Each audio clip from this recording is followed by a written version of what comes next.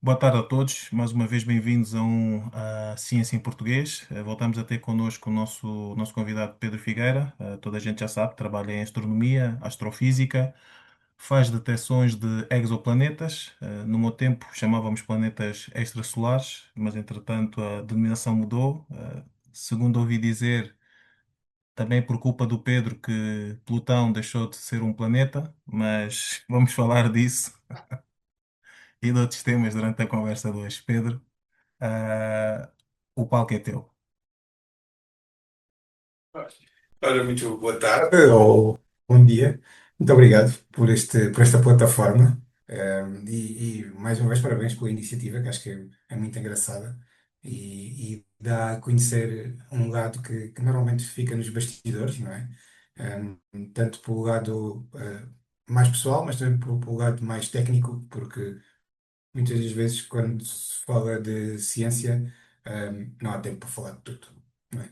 E assim é muito engraçado. E pronto, olha, começo por dizer que não tem nada a ver com essa história do Plutão. Acho que, para mim, francamente, é aquelas discussões que vêm muito à baila, mas eu acho que também foi muito estimulada, porque o Plutão foi o único planeta que foi descoberto por um americano, de forma independente. Então houve algum interesse nacionalista em discutir essa reclassificação do Plutão, que do ponto de vista científico fazia bastante sentido, mas houve alguma movimentação como é que é dizer, carregada da parte dos americanos por ser como um ato político.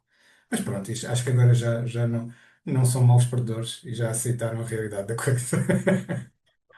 Não sabia, por acaso não sabia dessa questão mais nacionalista associada a Plutão.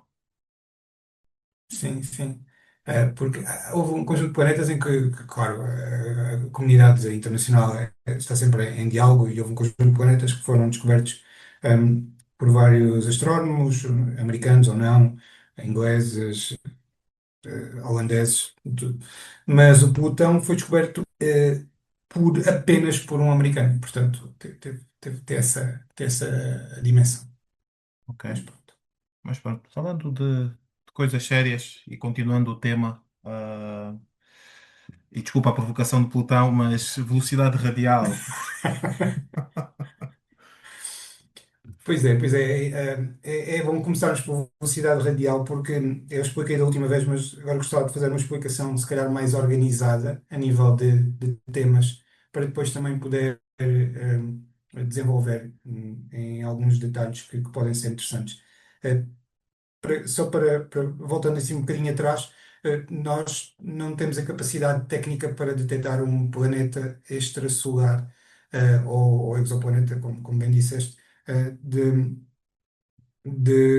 numa imagem normal, ou seja, se tirarmos uma imagem fotográfica mesmo com aparelhos de alta qualidade astronómico, não conseguimos detectar o brilho que vem do planeta, mesmo que o planeta esteja muito perto da sua estrela mãe, da estrela em torno da qual orbita, para refletir o máximo de luz para nós, esse planeta só vai refletir 1 vezes 10 elevado a -5, portanto, uma parte em 100 mil da luz da estrela. Então, é literalmente a mesma razão de luz entre um farol e um pirilampo. E nós não conseguimos detectar um planeta.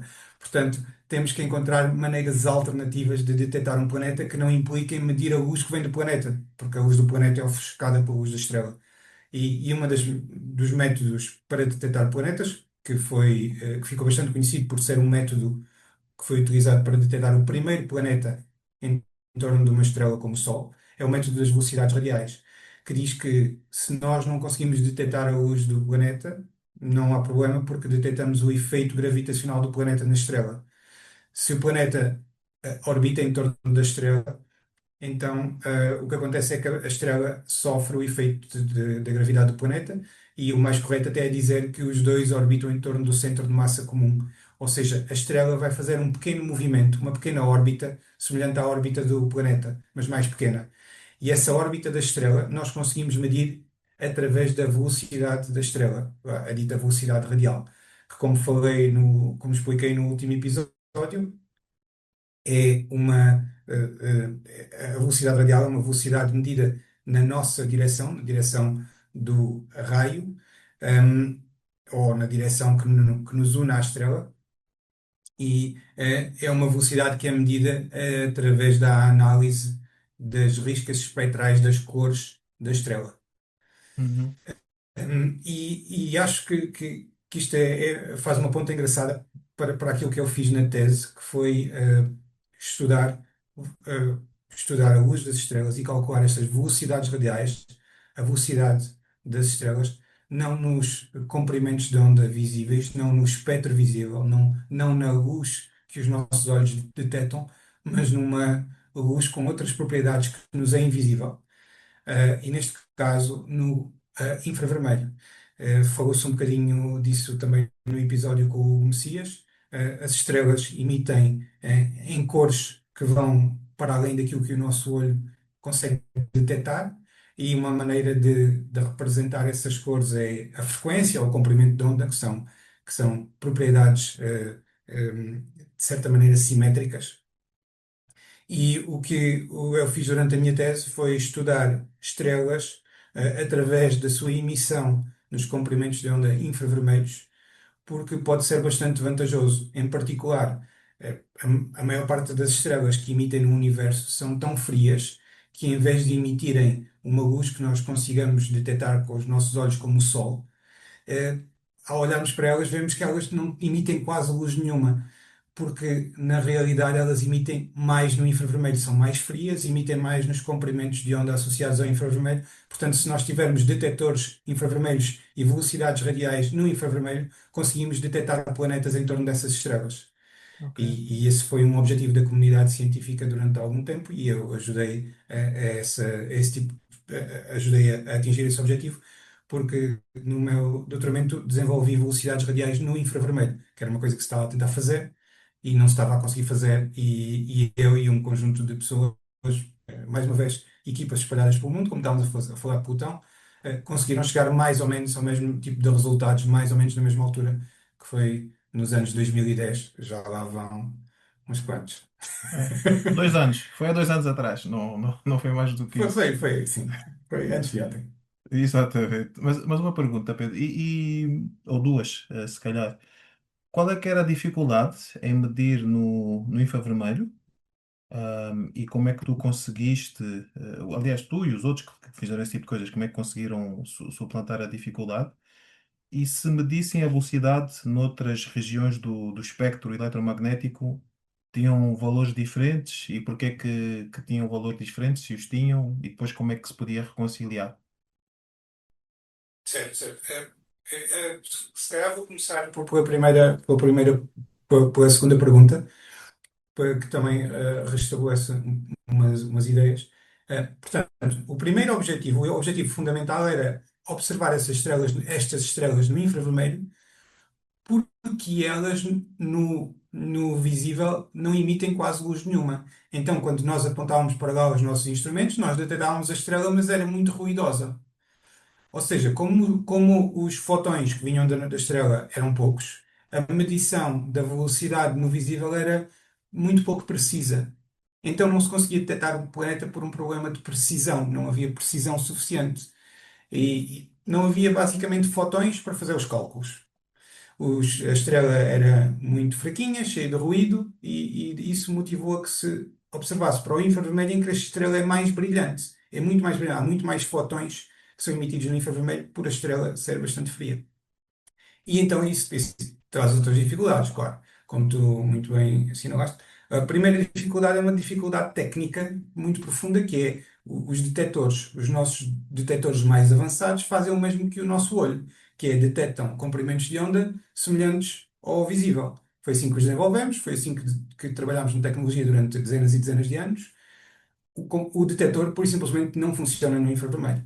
Então teve que se utilizar um outro tipo de detector, têm nomes diferentes. No visível chamam-se CCD, Charged Coupled Devices. São aparelhos que medem fotões de visível. E no infravermelho tiveram que se utilizar uns detectores mais flexíveis, que na realidade podem medir fotões de qualquer comprimento de onda e que se chamam CMOS. que é um acrónimo que também não interessa, mas para que se saiba, é Composite Metal Oxide Semiconductors. O que interessa é que a tecnologia é muito diferente e a primeira coisa a fazer no infravermelho foi compreender a tecnologia. E isso deu algum trabalho. O segundo aspecto, que também foi bastante importante, foi tentar compreender como corrigir o efeito da nossa atmosfera. Porque no visível, a nossa atmosfera é mais ou menos transparente, e no infravermelho, a nossa atmosfera tem zonas bastante opacas. Tem zonas em que não deixa passar a luz. A estrela emite nessa luz, mas ao passar através da nossa atmosfera é absorvida e perde-se.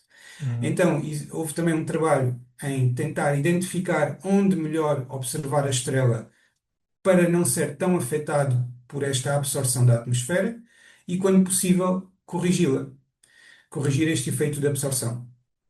E esses dois aspectos são talvez os mais importantes. Eh, e depois houve um grande trabalho por trás em tentar transformar as ideias de correção e as ideias de optimização naquilo que nós chamamos programas de análise de dados. E pronto, por isso é que isto é um doutoramento, ou são várias pessoas a trabalhar, porque na realidade estas ideias para serem postas em prática correspondem a trabalho da ordem de grandeza de alguns anos. Correto. Tu tiveste alguma componente mais experimental no teu trabalho, ou quando tu dizes corrigir, por exemplo, a opacidade e detectar em que zonas do infravermelho seria melhor para a detecção, foi essencialmente teórico e depois tiveste que corrigir, extrapolar os dados que tu tinhas, assumindo que se tivesses acesso a toda a radiação do infravermelho, os dados seriam de outra forma. Certo. O meu trabalho foi portanto, houve uma parte que foi prática, que foi ir aos observatórios, observar, trabalhar com as pessoas que trabalham com os instrumentos. Eu não trabalho diretamente em eletrónica, mas com o resultado da minha pesquisa podia dizer, eu acho que isto deve ser desenhado oticamente desta maneira, eu acho que este componente eletrónico deve fazer isto. Definir aquilo que nós chamamos as especificações científicas. Portanto, o meu trabalho de campo é de especificação científica, de análise de dados, de ir observar. Não é tanto de ir para o laboratório medir, como tu disseste, opacidades. Há outras pessoas que o fazem. Eu também, à altura, na minha tese, considerei fazê-lo, mas isso requer um conjunto de, de ferramentas e um conhecimento que não é muito de astrofísica. Na realidade, é mais de física.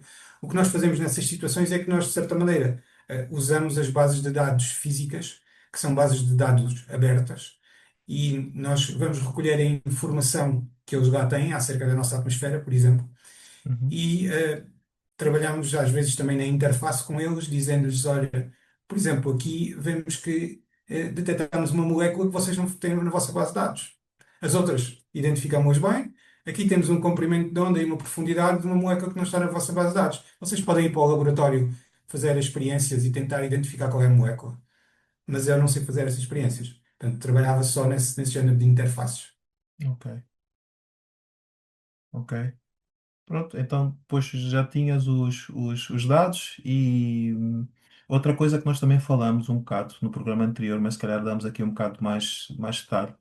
Ah, Se pensamos no nosso sistema solar, o sistema solar essencialmente é o Sol e Júpiter. E Júpiter afeta gravitacionalmente o Sol e por isso existe um centro de gravitação comum que deve estar dentro do Sol e se calhar até bastante próximo do centro do Sol. E ambos os corpos celestes gravitam, oscilam em torno deste ponto, deste centro comum. No caso dos planetas extrasolares, também tinha que ser um planeta cuja massa pudesse ser o suficiente para que depois essa velocidade radial que tu mediste pudesse ser medida. Ou seja, da mesma forma que a luz do. Qual foi a comparação que tu fizeste entre o semáforo e o. Esqueci-me do inseto. Do? Não, é a comparação com o semáforo e um pirilampo, Um um farol e um pirilampo. pirilampo. Exato, exato. Sim, o farol e o pirilampo. Da mesma forma que existe essa diferença muito grande da intensidade luminosa entre um e outro, se também tivermos uma diferença de massas muito grande entre a estrela e o planeta, nós também não temos sensibilidade para medir a oscilação da estrela. Existe algum método que vos permita já pré-escolher que tipo de estrelas é que é mais provável nós conseguimos encontrar este tipo de comportamento? Sim, absolutamente. Estás a tocar num ponto fulcral, que é, estamos a, a nossa capacidade de detecção é muito diferente em função dos diferentes planetas. Quanto mais próximo e mais massivo for o planeta, mais ele sacode a estrela, mais afasta a estrela do centro de massa comum do sistema. E pronto, e hoje em dia, ser-nos-ia possível detectar Júpiter em torno de outra estrela, já temos a capacidade técnica para detectar o sinal, mas ainda não temos a capacidade técnica para detectar o efeito da Terra no nosso Sol, que é muito mais pequeno. Para termos assim uma ordem de grandeza, o efeito da Terra no nosso Sol é 13 centímetros por segundo, que é uma velocidade que, se nós medirmos alguém a andar, de centímetros por segundo é tipo um caracol, não sei, um caracol também não, mas é um animal bastante pequeno. E é o efeito que a Terra induz no Sol, é muito pequeno. Hoje em dia chegamos a cerca de 40 centímetros por segundo. Por acaso, faço um bocadinho de publicidade, o meu penúltimo trabalho foi medir estrelas semelhantes ao Sol e tentar perceber a que precisão é que nós conseguimos chegar ao longo de 4 anos e conseguimos chegar a 40 centímetros por segundo. O que é bom, é o melhor que se consegue, mas não são 10. Portanto, conseguimos detectar planetas para aí com 2 vezes a massa da Terra, um bocadinho mais perto do que a Terra, da sua estrela, mas ainda não conseguimos detectar uma Terra. Ok, Estamos perto. E agora, a questão é, nós olhamos para uma estrela, como é que nós sabemos se vamos tentar sequer, não é? Essa é a tua questão, como é que nós pré-selecionamos as estrelas? Então, exato. nós pré-selecionamos as estrelas para que elas sejam o menos ruidosas possível, porque as estrelas em si podem ter movimentos de superfície que vão criar sinais de velocidade. O que nós estamos a medir é verdadeiramente a velocidade da atmosfera da estrela. Portanto, se a estrela tiver algo que cria um sinal de velocidade que não seja um planeta, vamos ter que caracterizar, vamos ter que subtrair esse sinal. Na realidade, é uma fonte de ruído adicional. Mesmo que nós consigamos fazer a subtração, que exige tempo de observação e trabalho técnico, mesmo que consigamos, estamos a adicionar ruído.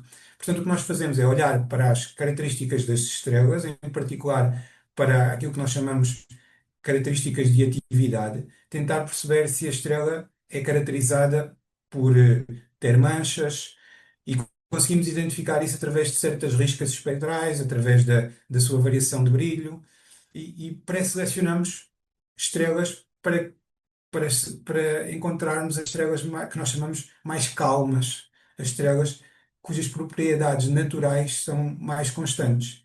Menor variação de brilho, menor variação de zonas de atividade, que no Sol seriam semelhantes às manchas solares, menores injeções de energia, que também mostra que a estrela é calma, e depois observamos estrelas que chamamos de estrelas na sequência principal, que correspondem a estrelas de meia-idade, estrelas que estão a queimar hidrogênio em hélio, que não são muito novas, porque se forem muito novas ainda estão envolvidas no céu, na sua nuvem, e são um bocado, e não se conseguem ver bem no visível.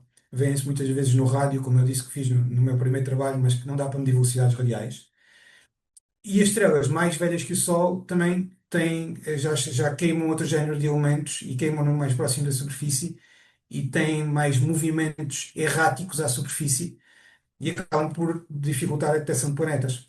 Portanto, a short answer é, para detectarmos planetas, nós escolhemos estrelas semelhantes ao Sol e tentamos identificar as características da estrela associadas à sua atividade para encontrar estrelas mais calmas. Este chama-se mesmo, é um estudo de atividade estelar, em particular.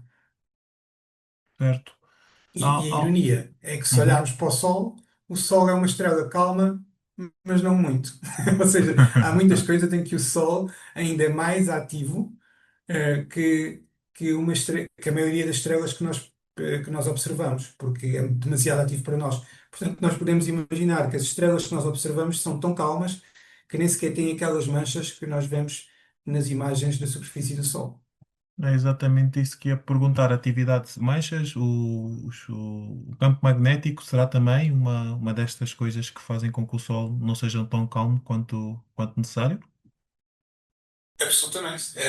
As manchas são, na realidade, uma manifestação do campo magnético. É verdade. O Sol tem um campo magnético bastante ativo e variável, e uma das manifestações desse campo magnético são as manchas. Basicamente, o que o campo magnético faz é que o campo magnético impede os movimentos naturais dos átomos, porque basicamente conduz-os numa direção e vai fazer com que uma zona do Sol, por haver uma redução da movimentação dos átomos e íons, para ser exato, eh, essa zona fica com uma temperatura mais baixa, porque o campo Uhum. magnético está, de certa maneira, a condicionar a movimentação térmica.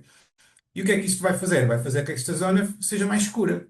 E isso depois tem impacto nas nossas medições precisas, acaba por alterar as ponderações do fluxo e um conjunto de questões técnicas. Por sorte ao azar, esse campo magnético atravessa a superfície da estrela e chega à parte superior da estrela, que nós chamamos de cromosfera, que é uma zona onde pode excitar outros íons. E o que nós fazemos é que nós vamos procurar os íons que são excitados em emissão e quando os identificamos numa estrela, vemos, esta estrela tem campo magnético. Tem campo magnético, portanto tem manchas, mesmo que nós não as vejamos, porque nós não conseguimos ver as manchas noutras estrelas.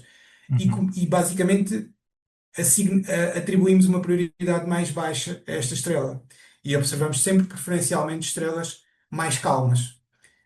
Muitas das vezes utilizando estas manhas, estas astúcias, porque nós não conseguimos observar diretamente manchas, não conseguimos observar diretamente injeções solares, um, e muitas das vezes nem sequer temos a certeza que o que é que lá está. Portanto, temos sempre que utilizar aquilo na espectroscopia que nos está acessível. É sempre, a parte complicada da astronomia é estar sempre a pensar, ok, como é que eu meço isto? Porque nas outras dimensões da física, quase sempre tu podes ir para o laboratório e fazer a experiência. Na astronomia, raramente. Então a Uhum. pergunta é sempre: com o que eu posso observar da estrela, como é que eu meço isto? Uhum. Certo, certo. E no caso da tua tese, Pedro, do doutoramento, tu fizeste a análise de quantas estrelas para perceber a velocidade radial e se podíamos associar essa velocidade radial à existência do exoplaneta. Trabalhei num conjunto de estrelas, mas trabalhei sobretudo numa que conseguimos observar cedo no infravermelho, chamada TW Hydra, não interessa.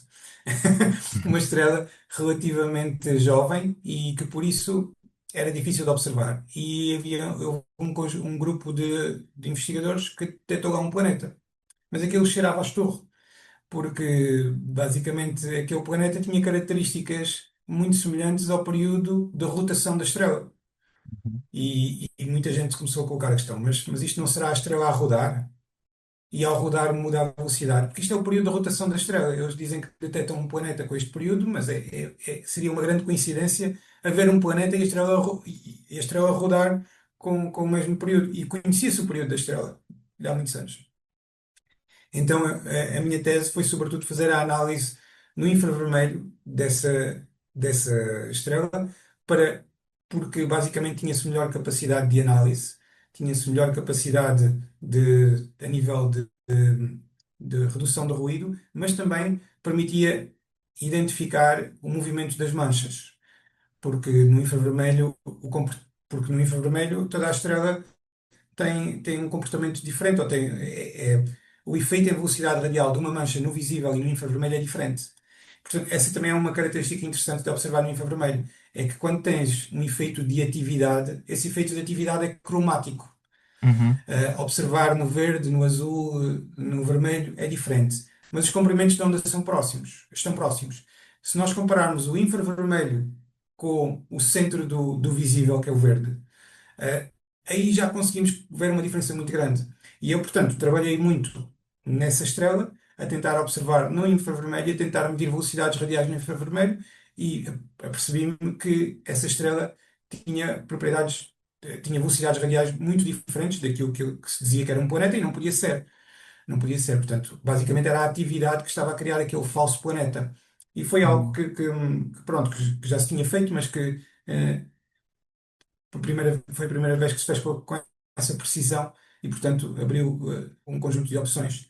Depois, durante a minha tese, trabalhei num conjunto de outras coisas, de outras estrelas, observadas no visível também, e até trabalhei um bocadinho em teoria, em formação de exoplanetas, porque, porque estava interessado, porque estava num meio bastante dinâmico, onde se falava, onde se colaborava, e é bom desenvolver um conjunto de competências assim mais mais alargadas do que exatamente o nosso tema de especialização, porque abre-nos portas tanto do ponto de vista científico como do ponto de vista profissional, ou diria mesmo pessoal.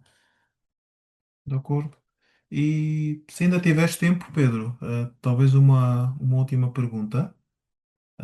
Agora que falaste da formação dos exoplanetas, e em parte também já mencionámos atrás, quando estávamos a dizer, e tu explicaste que nós podemos medir mais ou menos uma Terra, se tiver o dobro da massa ou se estiver mais próximo. Ahm, mas nós sabemos, e falamos também no outro programa, que o modelo de formação de planetas que nós tínhamos para o sistema solar depois teve que ser revisto um bocado quando começamos a descobrir planetas fora do sistema solar. Não é? E eu gostei muito do que tu disseste, foi nós generalizamos a partir do único caso que nós conhecíamos. Podias falar um bocado mais sobre o que é que nós temos no sistema solar em termos de formação dos planetas, o que é que nós temos fora do sistema solar e o que é que pode causar a diferença entre estes dois casos? Sim, só com uma pequena piada antes de começar.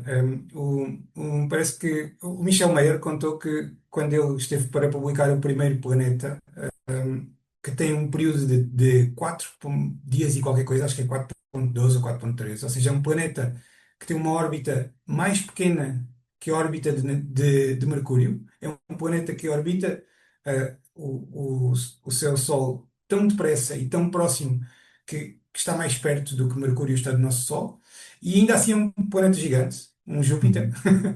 Uhum. Parece que ele conta que quando estava a perceber que os dados apontavam naquela direção, contactou um conjunto de pessoas que trabalhavam em formação de estrelas e todas lhe disseram isso está errado. Isso não é Uhum. possível. Exceto um astrónomo que lhe respondeu: Mas porquê? Encontraram um? E eu acho que que é uma dualidade bastante interessante, Sim,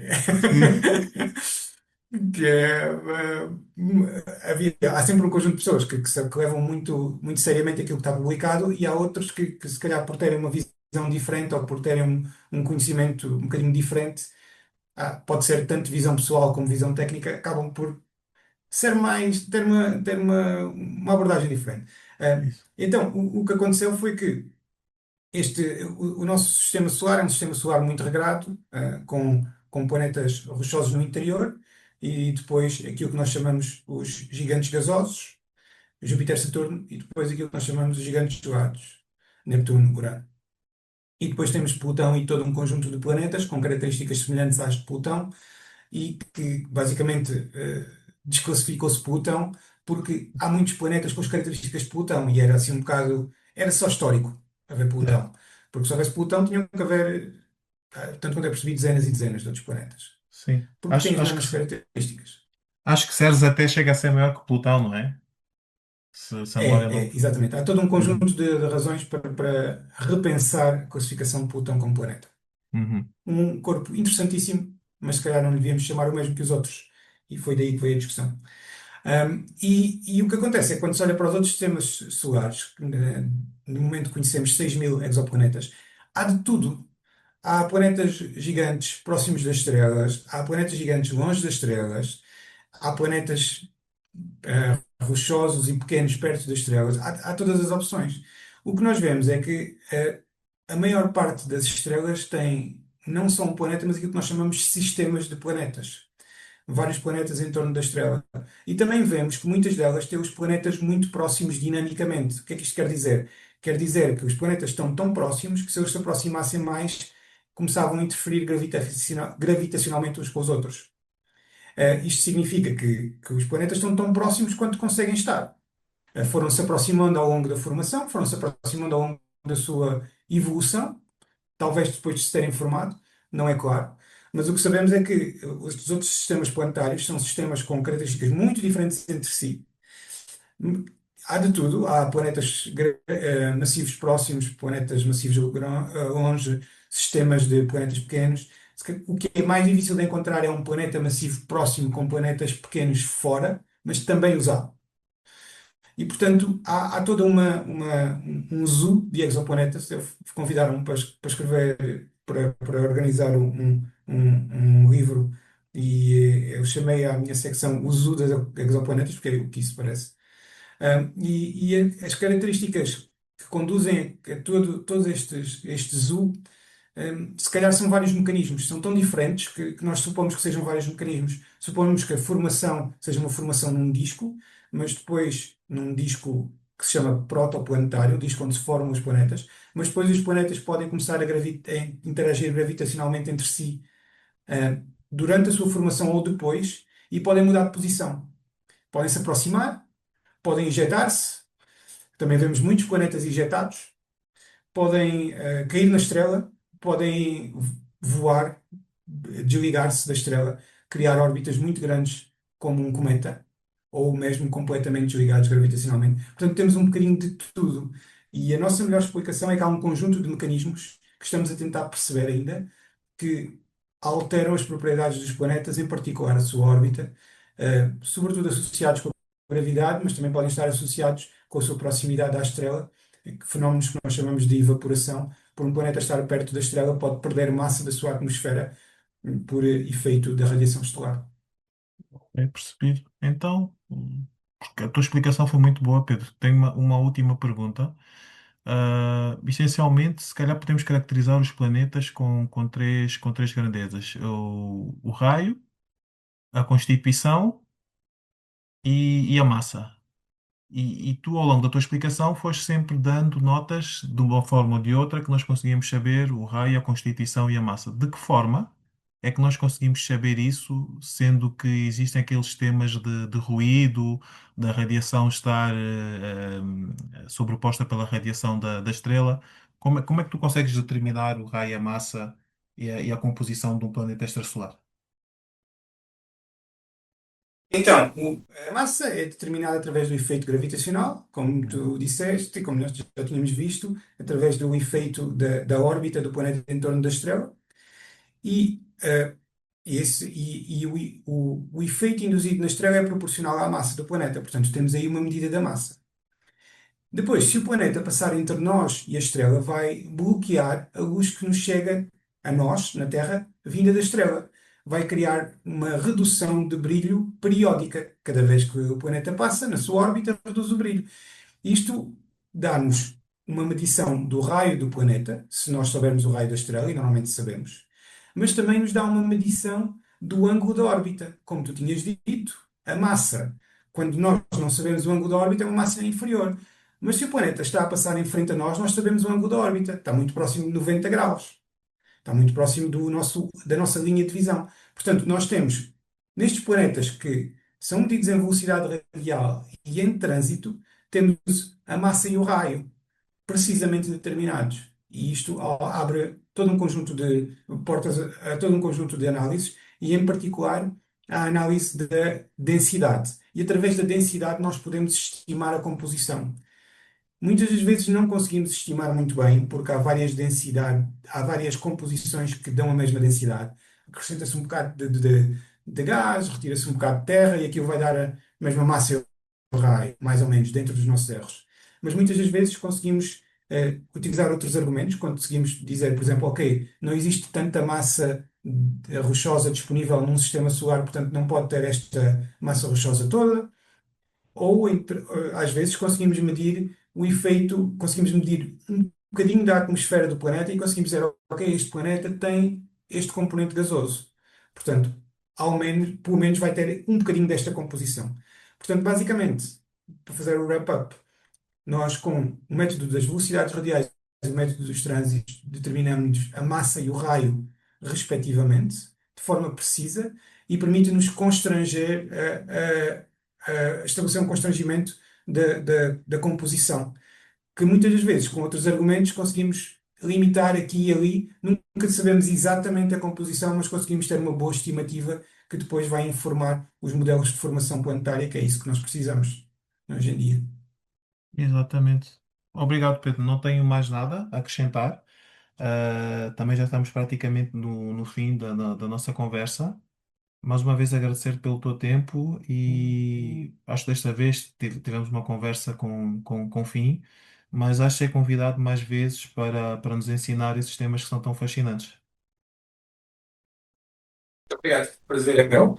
E fico muito contente em poder falar um bocadinho destas coisas, né, neste ambiente tão agradável, porque acho que é sempre bom conseguirmos falar da ciência em Portugal e em português e tudo aquilo que nós gostamos, e estimular em Portugal, em Angola, no Brasil, em todo lado, o desenvolvimento e o interesse pela ciência.